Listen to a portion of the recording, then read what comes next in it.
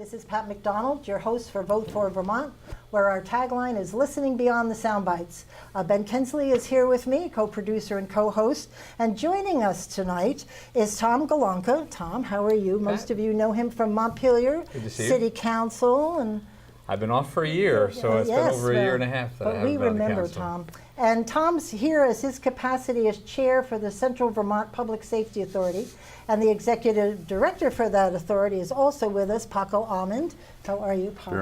Very nice to be back. Paco's got a lot of secrets about me he can share if we have time at the end of the show. Uh-oh. We go back a ways. So anyway, so we're here to talk about Central Vermont Public Safety Authority, and I think there's a lot of folks out there who may not know about the authority or what it's been up to lately, and I saw Paco the other day, and here they are. So why don't you start us off, Paco, with talking about the purpose of the Central Vermont Public Safety Authority? Certainly. The Central Vermont Public Safety Authority was formed back in 2014 as a result of initially four communities coming together, but it ended up being just the city of Montpelier and the city of Barre that actually took a vote on the charter that created the Central Vermont Public Safety Authority, which was passed by the legislature. I think it was in roughly signed by the governor in May of 2014, if I recall. And the purpose of the Central Vermont Public Safety Authority simply is to try to increase efficiencies in public safety services by integrating, consolidating, and regionalizing fire, police, emergency medical services, and dispatching. Now, increasing public safety services simply means to make public safety of folks in Central Vermont better and safer for them. Right, great. You'll have to talk, because if this ever works out for Berlin, we have to. They can't get up my street in mud season. Just saying, they can't. They've already told me. I said no fires in my house. So don't have chains for the well, maybe fire I trucks? have to have chains. So, Tom, could you give us like a brief summary of how the idea for the authority, got started, and how some of those towns got bought into it? I know that Barre and Montpelier were kind of the two left standing at the end, or at least currently. But I really got to give a lot of credit to late George Malik from the for chamber, sure. who really spearheaded this issue a number of years ago, and initially came about from a committee started by George at the chamber, and I know Pat, you had joined that as a way to see, well, how do we curtail costs, or how do we work together to provide this essential service for both the cities of Montpelier and Barre, as well as Barre Town at that point, and Berlin. And so it started from that committee structure to sort of see where we can go. And it quickly became apparent that we needed to have a structure, a governance model. And so we made the effort of going to the legislature and actually creating a municipal charter for this entity to try to facilitate it. Because we figured it never would work unless there was some type of governing body that could direct or identify what were the needs of the community and to try to focus resources in a way that benefited all. So that was kind of the overlying theme behind it. And Alan Weiss, actually, former city council member of Montpelier, was a part of the initial efforts. And so we had some really good support amongst councils and succeeding council members over the years to try to spearhead this effort. You're being modest, of course, because you were one of the leaders of this all too. I was one of the leaders of it too, but I do honestly believe that it is in the best interest of this community. Oh, I do too. To be able to have something of this nature. Statistics have shown that public safety is best served with a population base of about 27,000, and neither one of our towns or cities can really support that to the level that we expect and want to have in this community. A full service fire, full service police, 24-hour dispatch operations, and an integrated emergency services that can work with a local hospital UVM network as well. So it really comes of necessity, and not maybe necessity right now, but necessity in the future as our budgets get more constrained, as we have more difficulty paying the tax burden that each of our towns have, to come up with a way to collaborate together. It costs $1 million for a new piece of equipment, and each town can't really support that. So how do we manage that? Not every town needs the hook and ladder. I mean, you can have it ride from Montpelier to Barre. That was always so that's the theory. Implementation has been a little bit more challenging. Voters However, I will say voters have supported us through the years for our effort to have PACO and to have a funding mechanism, which we do ask the voters each year. But this year we passed in Montpelier by 88%. And I think in Didn't know that. That's great. Berry City, we passed at 64%. So every year our vote has been getting better. However, our focus has declined a little bit because we want to have some proof of success. So we've gone after dispatch really in this latter part of the past couple of years, because we feel that's not necessarily the easiest, but the more focused, and it's the glue that holds all of emergency services together. Yeah, we're going to talk about that a little bit later, but I think that there's some noise from Vermont Public Safety Department that who's doing it. They don't want to do this anymore, right? Or didn't at the time. Well, the Vermont Department of Public Safety, under the previous administration, both in the department and the governor's office, had voiced some concern that they wanted out of providing dispatching. They provide dispatching service for 105 public safety entities, departments, and there's no cost recovery, no good cost recovery mechanism. And from our perspective, that is the services in Berry and Montpelier, dispatching in particular, we invest between the two cities about $1.2, $1.3 million, and the Department of Public Safety is providing to those 105 agencies services for free. So it begs the question, why? Well, I don't know what the quid quo pro was, did I say that right? But Berlin doesn't pay anything for they're part one of those 105 towns. Berlin, Northfield, Waterbury. They don't pay? No. And there was no quid quo pro? They just don't pay? In Berlin there was some, some agreement. Yeah, there was some. I don't remember what it was. That's my bad, but I don't remember. But excuse me. But to finish your question, this new administration in public safety and the Scott administration have basically said they will they will still perform the 911 call handling services, and they will provide dispatching until the legislature tells them if there will be a formula or whether there'll be some other cost-sharing mechanism. Right. So let me just put this into perspective. You've got the municipality, you've got the authorities as separate municipality. Mm-hmm. But so what does that set up the relationship with the towns? Are they the towns a vendor or are they? The towns are members. Members. And so they appoint, each town appoints 2 voting members. So Montpelier votes 2, that's myself and Donna Bate, who's another city council member. Berry has 2 appointments, and then there's 3 at-large appointed seats that are elected amongst the electorate on each town meeting day, and they're staggered, 1 each year for 3 years. So there's 7 members. Now we've recently just added in or invited to join our group, the Capital West Fire Group, and so they're going to have another 2 seats at the table to help us in this planning process. Okay, so this will really mess up our questions, but what does that mean for you guys? Because they represent a lot of towns. And are they just dispatching or are they ambulance too? Right now it's just dispatching. They contract with the city of Montpelier. So Montpelier already acts like a pseudo-regional center anyway in dispatch. This is their customer. And so I don't know, Puck, if you want to explain Capital. So I just found out about that just 2 minutes ago. That's exciting. I should clarify, Capital Fire Mutual Aid System joined CVPSA by a vote 2 weeks ago. Capital Fire Mutual Aid System is a municipality. Fire districts by statute in Vermont are allowed to become municipal districts. That entity by our charter is allowed to join us. So it's important to keep it in perspective that that entity of Capital Fire represents 31 communities from a fire mutual aid planning perspective. Now, they have a committee called Capital West that has a contract with Montpelier that represents 18 towns that Montpelier provides dispatching services for. So we don't, and I don't want to scare any communities that might be listening to this, it doesn't mean that the town of Plainfield, as an example, has joined Central Vermont Public Safety Authority. Capital Fire has joined. They have a seat at the table in their planning process. Which is good if you're planning on dispatching. I think it's very good because it provides fire subject matter expertise at the board. It provides a partnership with the communities that receive dispatching services. So I hope it does nothing, the relationship does nothing but grow over time.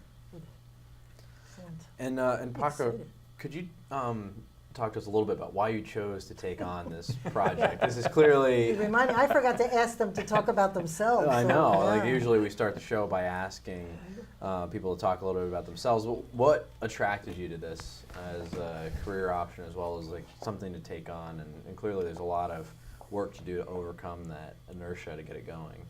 Well, I've been involved in law enforcement, criminal justice system, and public safety for the better part of 40 years. And I retired from the state of Vermont as Deputy Commissioner of the Department of Public Safety in 2015. One, because I could retire, and two, because this was a unique opportunity. Nobody has come this far in trying to put a regional entity or regional service together. There has been a tremendous amount of talk about regionalized efforts over time. I go back to my time as Chief of Police in Bellows Falls, and there was always talk about consolidating governments and services there. Talk is easy, implementing it is more difficult. So the Central Vermont Public Safety Authority had a charter in hand, which really means they have a governance structure and a cost formula for all intents and purposes, at least for operating the authority as it is today. And so it seemed to me that it had taken a giant leap forward in trying to make this reality. So that's why I was interested in it. I was interested because I had an opportunity to work for a board that was committed to doing something to improve public safety services through consolidating, integrating services, or regionalizing. Since I started, I have to give a little soundbite to the Chittenden County Public Safety Authority. They've gotten organized. Their purpose, though, isn't as broad as Central Vermont's.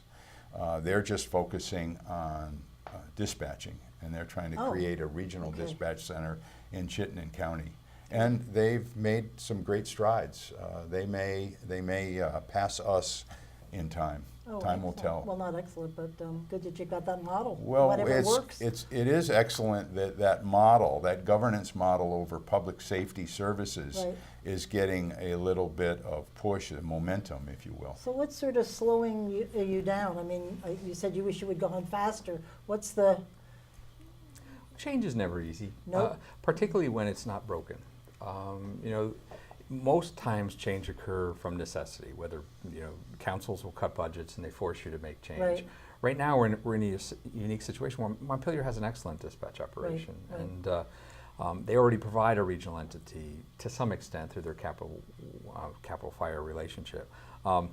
What we need to do, though, is look beyond that and try to see, well, how does it look 5 years, 10 years from down the road, and can we make the infrastructure improvements? Can we do the capital investment? And will it be, you know, who will bear that burden? Is it just going to be a contracted relationship, or will it be a partnership to actually get a true, you know, 21st century dispatch operation for this region? I can see it, but there you I can see it. It just takes time. You know, convincing people that there's a need there.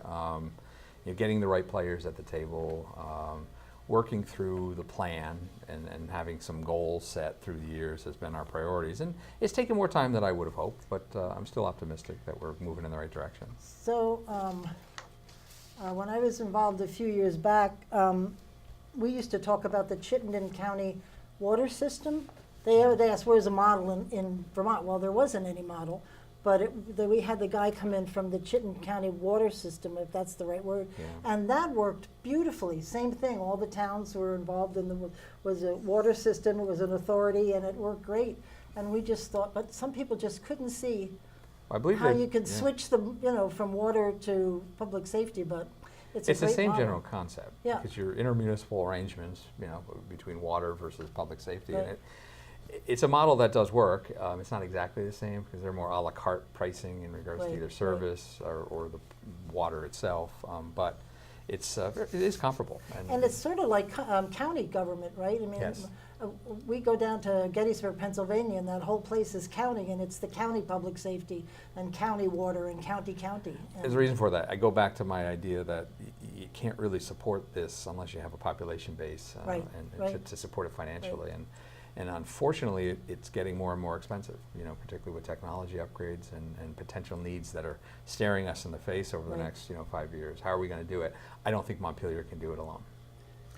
don't I had think so I had either. somebody describe to me one time that people in communities don't feel the pride and ownership in water or solid waste such that they do in public safety services. Right. Yeah. That's very Communities feel very strongly about their fire, rescue, and police departments, and to a certain extent it helps define the community. And so that's why we think, certainly I think, that's why it's so difficult to move to a different governance model, because that's really what we're talking about here, is a different governance Right, model. right. Yeah, I sort of agree with that. So, I like our police. one of the interesting things we talked a little bit about, there's some potential cost savings down the road as things get going, as well as some potential benefits for folks in the community, right? And as well as ability to purchase new equipment. Like, what are those benefits are for Vermonters and for folks in Central Vermont, and also, what are the long-term benefits? What are the long-term objectives? Well, our mission with this has never been to immediately cut costs, because we didn't want to really, we wanted to do it right. And so our thought is it will help bend that curve, and it will help allow Berry City and Montpelier to provide Right. the level of service that they've been able to in the past without overtaxing our population base. Now, that being said, there's tremendous opportunities that we will be able to do together.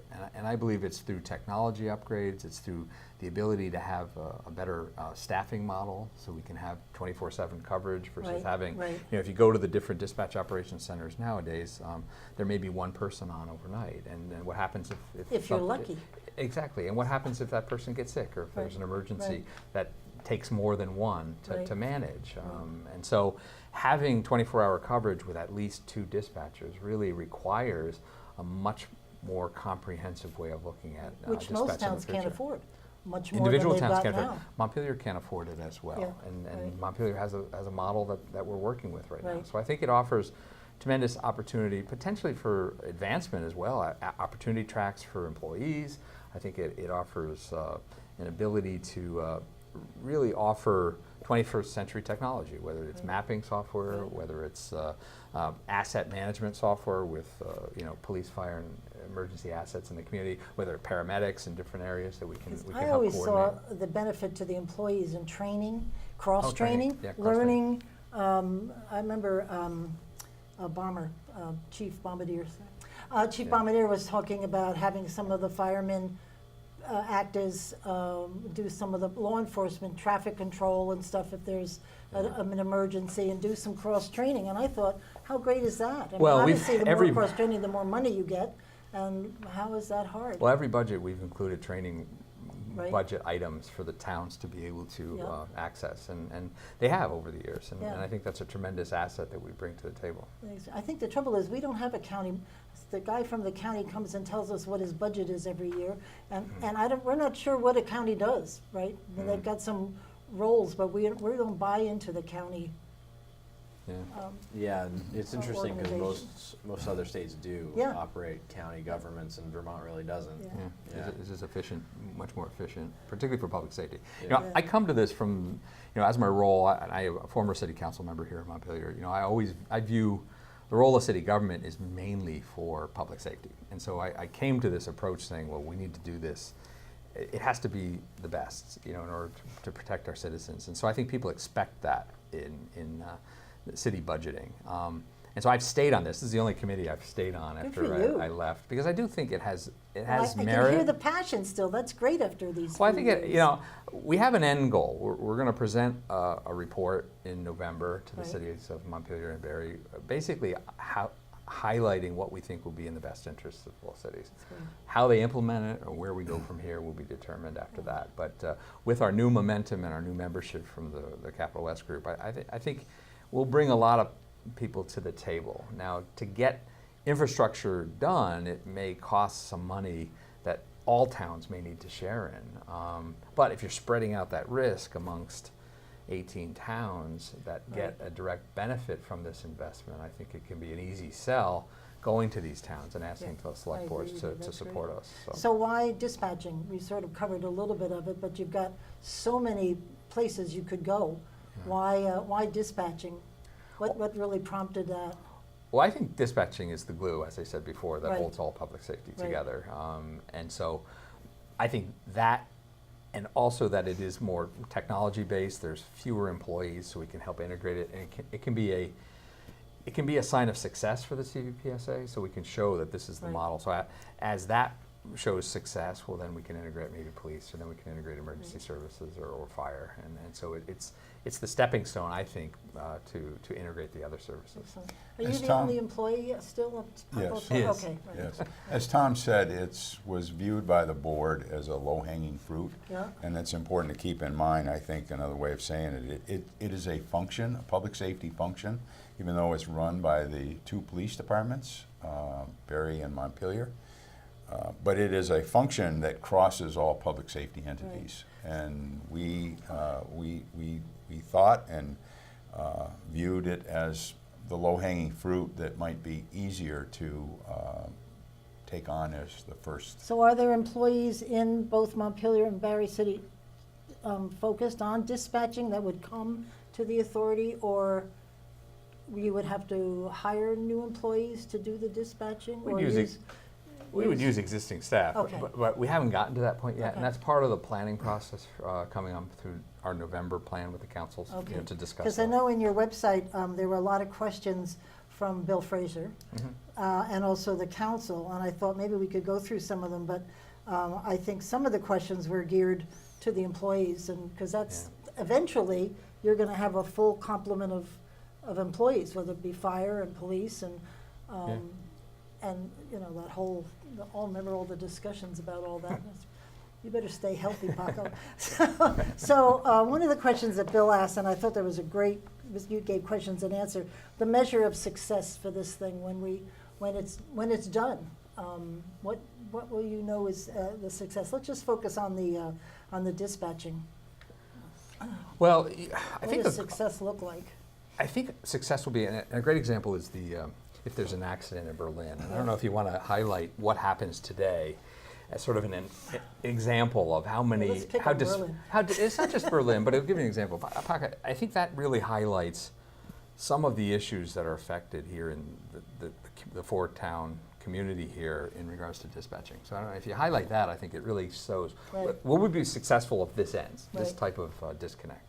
Well, what Tom is referring to is an example of a lack of a dispatching system in central Vermont, but it's just not common to central Vermont. It's a problem throughout the state of Vermont in that we don't have an organized system of dispatching. When I say that is, yes, there are pockets of dispatching that do a very good job, whether it's the state police, whether it's Burlington, Montpelier, or Barre. But let me give you an example. And before I get to that example, our hope is to create a communications center in central Vermont, which will serve as a system for getting all of central Vermont emergency responders to the scene of an emergency. Right. So let's, Berlin Four Corners, let's use that as an example. If there is a major motor vehicle accident there, the person in the car picks the phone up and calls 911. That 911 call goes to Williston State Police Office. Now you have to keep in mind, and bear with me if I don't quite get this right, but Berlin Fire Department is dispatched by Montpelier as part of Capital West. Right. Berlin Police Department is dispatched by the state police in Williston. Berrytown Ambulance, which has a contract with Berlin, is dispatched by Lamoille County Sheriff. So that call taker in Williston receives Excellent. that call, Right. has to transfer the call to the state police dispatcher. Now, that's not that difficult because they're all in the same Right. area, even Right. though their functions are separated. But then they have to dispatch the Berrytown Ambulance under contract with Berlin. That call has to go to Lamoille County because Berlin Fire Department is also a first responder, fast squad. Right. That call has to go to Montpelier. And so you've got one call handling service, 911. By the way, we created a wonderful enhanced 911 system that was state-run and state-funded several years ago, which is one of my Right. legislative initiatives Yeah. that I want to talk about. And you've got 3 dispatch entities, Lamoille County State Police and Montpelier. And I'm Imagine sh- if you have 2. At the same time. At the Oh same my time. God. And so it's in the town of Berlin. Right. So the Berlin, the town government, they have to worry about dispatching, and Right. they also have to worry about cost.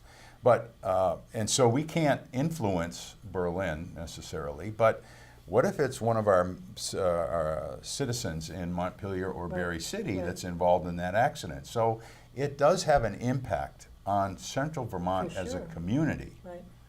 And so the good thing about the Central Vermont Public Safety Board of Directors is even though they have to focus on the 2 towns that are members, Right. they look at trying to improve services in Central Vermont because they look at it as a large community. Right. Which I might add, we mentioned George Malik, which was I think the focus of the Central Vermont Chamber of Commerce years ago when they first started this initiative. Right. Right. I love George. Well, that raises a good question too. Like, what's the long-term goal for this entity? Obviously, you want more than just Berry and Montpelier involved, and it's more than just dispatch services. What's the end goal? Well, our original end goal was to have all the public safety services housed under one umbrella entity that towns are members of. Right. Now, that would include police, fire, emergency services, and dispatch. It's hard to get there, to be honest with you. So I'm not trying to. We don't want to time it, but I think if we can show proof of success with dispatch, I think towns will be more apt to participate in other Right. ventures. Right. So it's the first one is more difficult to actually get rolling, but I think as we get more momentum, and we seem to have more momentum in this initiative, I think we will be more of viewed as a regional entity for I agree with you. Once you get it entire going, aspect of public right. safety. It's going to take time. There's no. Because It's the already taken a lot of employees time. are all worried, they're all union, and I'm sure they've got all different contracts in Montpelier Yeah. and Barry City and, This wasn't meant Yeah. to be an initiative to change the Right. dynamic or the employment base. It really was meant to be an initiative to improve service for Right. everyone. right, Perhaps another way of talking about this, other than a goal or objectives, the Central Vermont Public Safety Board of Directors, the authority's board has adopted a vision for the future. And that vision for the future is to create a unified public safety department, whether it's police, fire, or combined. Now, ironically is similar to the unified school debate That's and, right, and, exactly. and organizations that Yeah. have been created. But it was a concept that was really taken from Salt Lake County, Utah, where they have a unified police department out there, not the city, but the surrounding towns around the city have formed and created a unified police department, what I'm familiar with. And what that is you have a governing board, in this case, the Central Vermont Public Safety Authority. You may hire a director of public safety, or in Salt Lake County, they have a chief executive officer, and they bring all of the communities with police departments. Ironically, they still have their police department, but they come together under this unified mechanism where they are sharing resources, routinely, I might add, and where they're operating under a shared budget, and they are operating under a standard set of policies and procedures.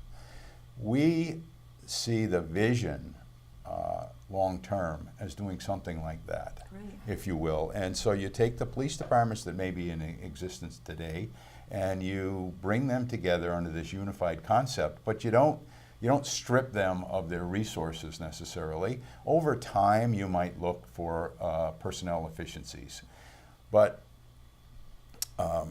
you would try to bring as many communities in Right. to that format. Right. In short, what we're really talking about is we're talking about consolidating management and administrative services and leaving the employees, the rank and file employees in those communities. Oh. Yeah.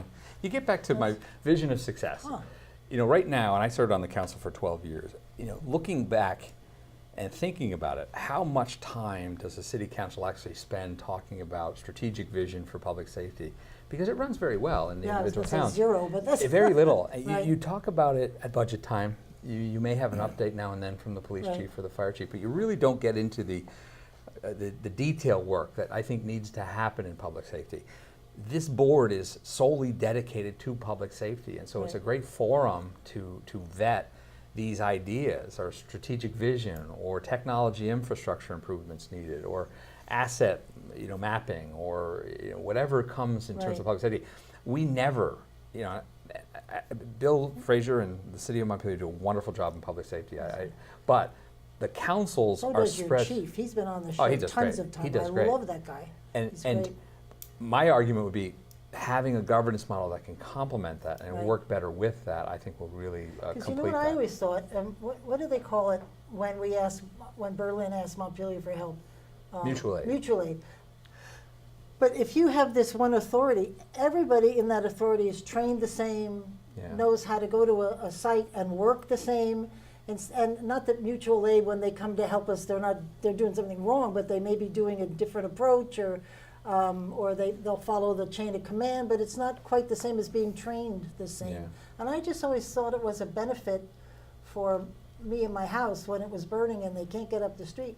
But to have everybody who's there been trained the same and knows how to work together, Yeah. Well, that leads right into my next question, which was, it's a two-part question. First, as you merge those rank and file, employees who are either on the police department, dispatch, fire department, those types of folks, have you had conversations about collective bargaining at this point? Because that's going to obviously impact this new entity. luck with that, And gentlemen. as well as We've had a union rep attending our board meetings, I think, Have you? every week. Oh, perfect. Probably for the past 2 years. So we feel we've integrated them into the process Yeah. and they know where we stand and what we're trying to accomplish, hopefully. And we've brought them into that process very early on. Because the Awesome. employees were like, whoa, what do you want me to do? Yeah, And, exactly. What are you asking me to do? So they don't worry. So what union is that? Is that somebody that Fraternal represents order. the? Fraternal Order of Police. Oh, that okay. And interesting, they represent both the Barry City Police Department and the Montpelier City Police Department. Oh, perfect. Two separate contracts, though. Yeah, but And but the same- contracts are slightly different. Of course. We stated when we first started this that we would, to the extent that we can, honor the collective bargaining process. Right. And we borrowed. We took the statutory language that was contained in the Unified School District, Vermont Oh. Unified School District, which has specific language about how the collective bargaining agreements and the union employees would be merged. And we cool. incorporated that into our planning process. So we fully intended to honor the employees' right to be represented. Have they weighed in, the employees, have they been keeping track of, or through their union rep, what's going on and where you all are at? They have throughout the years, and Have we've they? included them through our Good. discussions, and we welcome their feedback. Great, good for you guys. And The- part two of that question is, Are employees seeing the benefit, and have you found opportunities for the type of cross-training that Pat's talking about? I know that there are training grants out there you can pursue. Is that something you've looked at? Like, what opportunities? Well, we don't have any authority over the employees at this point, so we want to be clear. No, it takes an act of each of the select boards to seed, what they call seed authority of whether dispatch or police or fire. And we haven't gotten there yet. Part of the planning process is to get to that level. Right. So we fully intend to do that. And I know we received some grants for equipment purchasing, but we haven't, and we've allocated some of our annual budget funds to training, but it has been more as us offering that. Right, it'd be like an optional training. It's become very difficult to get dispatchers who do shift work to attend specific training programs. And so recently what we've done is we've just granted, if you will, some money to the departments, to both Berry City and Montpelier, to see if they couldn't use it for their own in-house trainings. To your first question, it's important to recognize that the employees are hesitant, they're struggling, change comes hard. Right. And the employees are very much committed to the cities that they work for and the departments that they work for. And so they're struggling to see the change. And you're asking them to perhaps leave their employment to go to an unknown entity. Right. And that's difficult for them to Sure. And to I would really think the grasp public, at this I'm thinking, point. I like to know the names of the officers in Berlin. I like to know the firemen. We have a dry hydrant right near our house, and they always come and check it out, and we were out there blabbing, and it just, from a citizen perspective, you have that community thing. So that's probably tough to overcome, even though I'm very supportive. You know that. Well, will folks in the community really see much of an impact, other than the truck might say, it's the regional authority instead of the town? They might see, if we can implement the technology improvements, they should see speed, reaction to service. If you're having a heart attack and you can save yourself a couple minutes from response time through coordinating efforts or getting a paramedic there because we can know how to coordinate I remember a little some of bit the better. stories about the ambulance going to different places when you had the public hearings. Some of those stories were a little unnerving.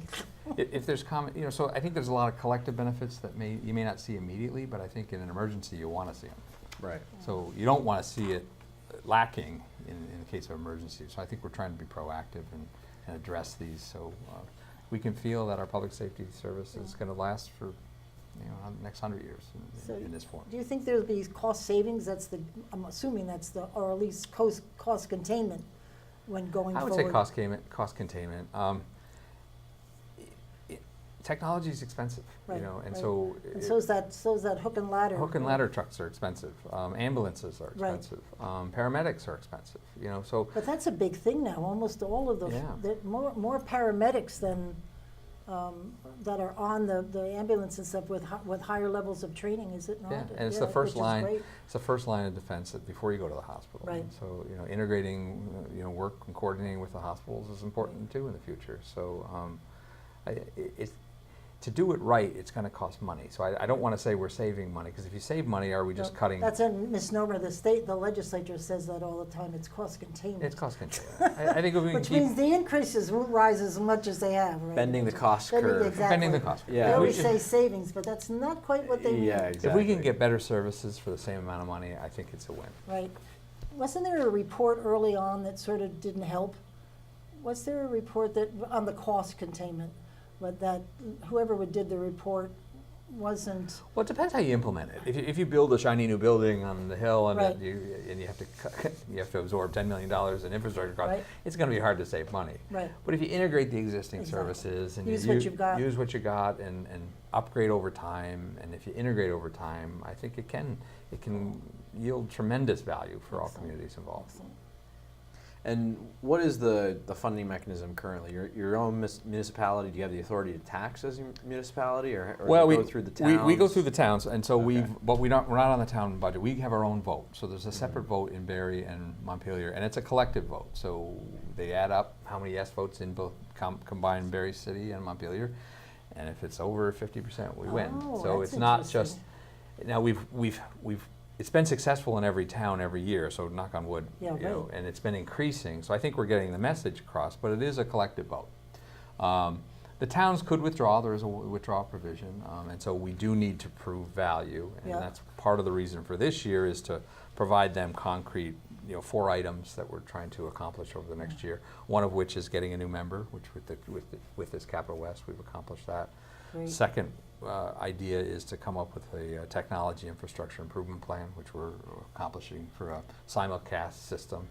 Third aspect is to come up with a single site location that we can operate dispatch out of, or our Are recommendation you still for. in Central Vermont Chamber building, or did you move? No, we are still in Oh, okay. Central Vermont All right, Chambers okay. building. Yeah, they've been very gracious. I bet, as yeah, a host. that's a Yeah, good they're- group. That's such a good group. Well, you're a Yeah. member of that. Yeah. I love that group. So we're going to come up with a plan and present it to the 2 councils So by now, November. Paco mentioned before the show that you're at a little juncture here. Could you explain what you meant by that? Some decisions have to be made. Well, Tom has already started that. We produced some performance expectations that we intend to meet, and Tom mentioned several of them. The biggest one is to present a plan Right. to the city councils no later than November with basically I'm calling it a notice to proceed, which is a go, okay. no go. Right. We've been at this 3 years, and it's time to bring some finality to Yep. the issue of consolidating dispatching. And so it really literally is a I would notice. think if notice people to heard proceed. that little thing you did with your fingers there, that's a little nerve-wracking, that all these different people have to all be in sync and get help to you while you're in that car in You don't, Berlin. yeah, you don't on want to be fire. the person. Well, you don't want to be the person. The second accident. Yeah, no, exactly. I think it's just coordinating control, and I don't want to. You don't want to make light of it. Everyone in those operations does a wonderful job. It's just coordinating it in a better way. I think would be helpful to all. So if anybody else, like say Northfield, had been interested there for a while, they would, well, that's up to their council to either just go or to join or not to join, or to have a public vote about it, which is what Barry City and Montpelier had. And Barry Town had a vote, and they voted no. They voted no. We're still open to the possibility Yeah. of Berrytown joining us. Okay. As we progress, obviously, if we prove value, we'll go back to the table with Berlin Yeah. and Berrytown. We Good. haven't precluded them because they're an integral part of Central Vermont. Well, I push for Berlin because everything surrounds Berlin, all the roads. Yeah. You know, you get from Montpelier to Barry, you've got to go through Berlin, and I always thought at the top of the hill, at the plateau, that'd be the perfect Yeah. sending out point for all of the equipment and the people, and so. It's but a what do I vision. know? Anyway, so Paco, we have, you said you were an active of following stuff up in the legislature, which was a heck of a year to follow anything I just may throw in. Lots going on this year. yeah. Exactly. Well, Weird yes, I had talked with Senator Jeanette White, who's Yep. chair of GovOps. GovOps in the Senate, and she put a piece of legislation together. It was our interest was just one small section in a larger bill, but it started with the idea that the state would create a public safety grant planning mechanism and fund it. Whoa. The idea, and I took the concept from Pennsylvania, so it wasn't a new idea. Stealing ideas are okay. and- I've and done it- it all my life. As long as you give credit. Exactly. In my mind, it sent it was an effort for the state to send a very strong message that it's time communities start thinking differently about public safety services. Right. And it recognized the effort that Central Vermont Public Safety Authority Committee, the one that you were Right. on, and subsequent authority, and it also recognized that Chittenden County took the lead and on their own dime and Right. created a separate authority. And so it's time for the state to say, listen, we'll fund public safety planning projects. Super. It's time limited. Right. But if 2 or more communities want to get together and create what's in the statute already, a joint steering committee, Right. then they could apply for grant planning Nice. funds. And as we got into that discussion in Senate Gov Ops, the issue of dispatching came about. And timely. we've got the story that I just told, which again is a story of a service that not really a system. Right. And there are many examples like that throughout the state of Vermont. And the chief from St. Albans was testifying at the same time. He runs a 911 center and regional dispatching center up in St. Albans. And the more we testified before the committee, we realized, and the chief from Montpelier, Tony Fakos, was involved in this as well. We realized that the state has funded 1/2 of this emergency call handling and response. Right. Back in the 90s, the state funded the enhanced 911 system. And that's only half of the total package. That's the victim of or complainant of an emergency calling a central location reporting that event. Well, that call handling process then has to hand that off to a dispatcher. And there's no organized state-funded method for controlling that dispatch service. So we were advocating that the state try and study that initially. Study it from a perspective of the idea that the Vermont State Police Department of Public Safety are providing free service. We're not necessarily advocating for a free service, although those of us in the Berlin Montpelier area are trying to say, in the absence of some other funding, you've got to make it fair and equitable for everybody.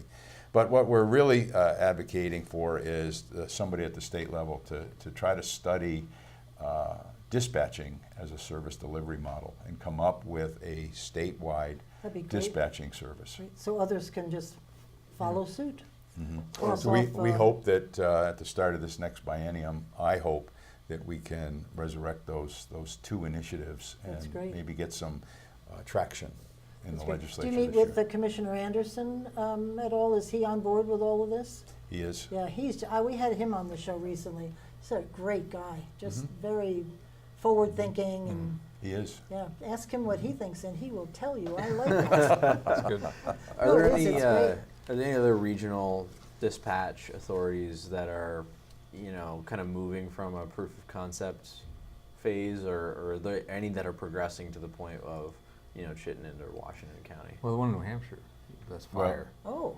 There is none in Vermont like this. There is a couple of models. There is a model in New Hampshire that is run by the fire mutual aid districts that they have over there. But those are focused primarily on fire service.